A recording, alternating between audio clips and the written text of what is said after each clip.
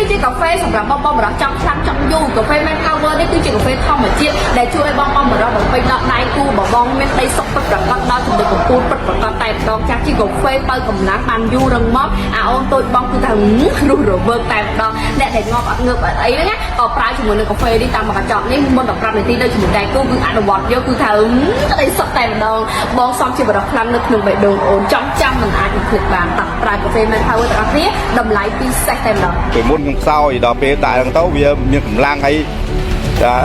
ប្រុសដឹងហើយថាដាក់ហ្នឹងជំនួយវាកប់អានេះកប់រីអានេះហើយលោកពូប្រើកាហ្វេហ្នឹងទៅដៃគូនិយាយថាមិនដែរ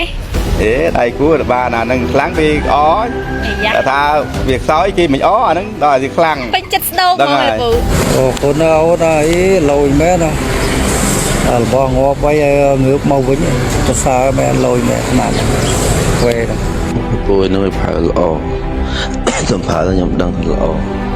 ពូខ្ញុំប្រើផលិតផលផ្សេងខ្ញុំទិញមក70រៀលនោះ75 30 40ម៉ឺន100នេះអត់ថៃអត់ល្អដូចអាហ្នឹងទេហ្នឹងប្រើទៅដឹងពីគុណភាពគាត់បានល្អ